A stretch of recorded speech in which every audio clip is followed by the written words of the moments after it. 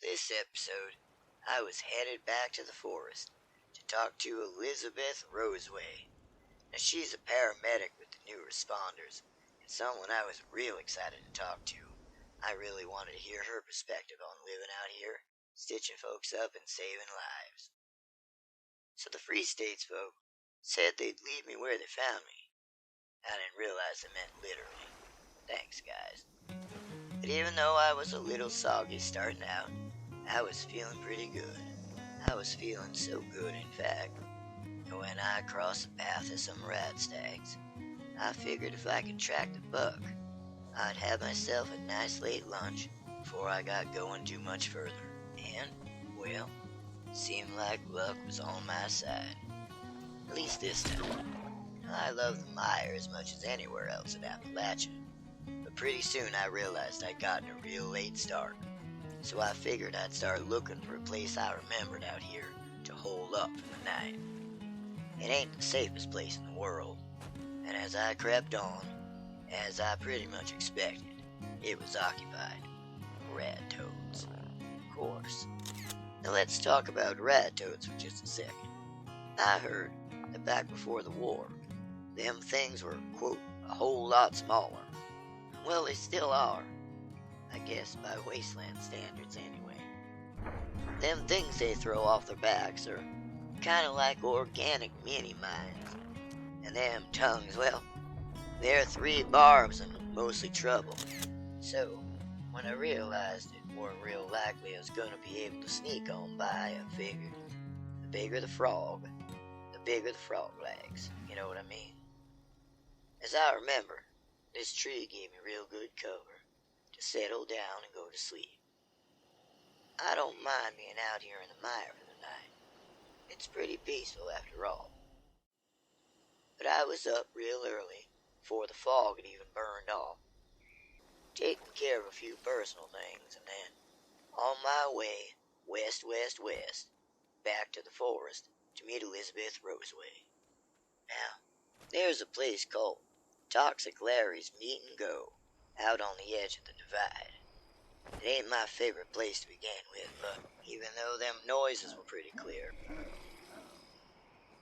I smelled 'em long before I saw 'em. Yep, snallygasters. Fantastic. Let's talk about snallygasters for just a second here. Snallygasters are some cryptids that, even out here, always sort of felt like they shouldn't exist. Not couldn't, shouldn't. The result of more fun with FEV. They're a grunting, stinking, trembling mass of misery, covered in thorns and gut full of acid. Plus, well, a body full of eyes and a mouth full of mismatched teeth that makes me wonder, sometimes real late at night, what exactly they were mutating and what it was like when they did. Now, because they're mutations, they're immune to radiation, so don't think you're going to use that against them in a pinch. It also means they hang out in places like this. Places just full of radiation, which should tell you something about the quality of the food at Toxic Larry's. And I've seen these things chase a rat stag and win. But honestly, if you can stay up high, out of the range of their claws and them whipping tongues, and their acid spit, shoot 'em in the head, you should be alright. I was trying, but all of a sudden, I heard gunshots. Before I could turn around, them things had charged after whoever was in them woods, and he didn't last long.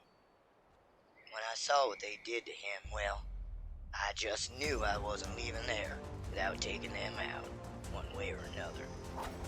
And I admit, after everything I just got done saying, that being careful and making sure I did things the smartest way weren't exactly the top of my priority list.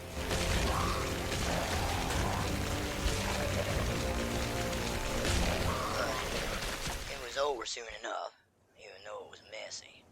I just hoped the noise and the smell of the blood weren't gonna bring no bigger friends along, so I figured I better hurry. So I headed out again, climbing further up into the mountains, and I gotta say, It was a breath of fresh air and more than one way to see that view. Maybe predictably enough, it started raining again as I crossed further into the divide. And although there weren't no shelter right around, there was a pretty little outcropping where I could at least stop and put on a hat, keep my hair dry, you know. Now I was feeling all right, but as the rain started to come down harder, I realized that the going was getting pretty treacherous, especially with the heights I was climbing to. So I thought it might be wise to just settle down, take a little nap, and see if the weather improved. So I got on up to 63, just about the time the night was winding down.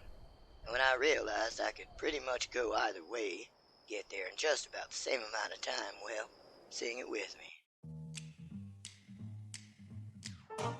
King of the road. So north it was, and I gotta admit, there ain't nothing much I love more than running along these railroad tracks crisscrossing Appalachia. I mean, some of the best sights out there are right along the way. Fort Atlas was real pretty, but I was still a little uneasy stopping by. Speaking of uneasy, I think I might have spooked this fella real bad. Not with foundation.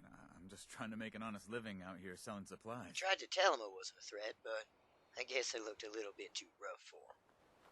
After that, though, I thought a friendly face might do me some good. Really, Beatrice? Rimbot? That's the best name you can come up with. Can't you see I'm working here? That's sure some question. You did put on a good show. I suppose guess you I can can forgive you. Man, you say it every time. I felt better after my visit, and I felt real smart when I remembered that I'd been through here so many times that I knew right where to put my feet to avoid getting my ass blown up. I felt so smart, in fact, that I'd figure I'd go on back and take another. You have got to be kidding me. Well, I ain't so smart after all. Now a little singed, I guess. The plan had cut past my knock mind, and it surely was occupied when I got there. It's a good thing I don't smell like too much of what they're expecting. I wasn't looking for a fight, so this time I was real careful till I could get clear, but what was waiting for me a little up ahead, in the middle of blood and musk, was something else altogether. It was the biggest mother Yowguai I had ever seen, and I was blinded by blood before I could even turn around. That thing was huge, slump-shouldered, covered in scars and pustules. Looked like some ancient motherfucker, and when it roared, it shook the ground. You know, I've hunted them things all over Appalachia, but this got bloody and personal real fast. There wasn't any thinking about it. It was slugging it out, trying not to get ripped to pieces. Luckily, it ended up in a few more pieces than I did that time. Still, I was not in good shape when it was over. But although I was hurting, I figured I'd be okay this close to ROSEWAY's. But pretty soon, well, this happened. No, sir, not today. I noped on out of there into, what else, the pouring rain. But as I went by the power plant and headed on down toward the forest, I was real glad that I was getting close. Even as the colors of the foliage started to brighten up again, the rain kept going. I mean, what the hell is this lately? Anyway, I headed on, and as I got closer to ROSEWAY, the sun came out bright and strong. Imagine that. I sure hope that was an omen. Both because I was real excited about the interview and because, well, right then I really could use a paramedic.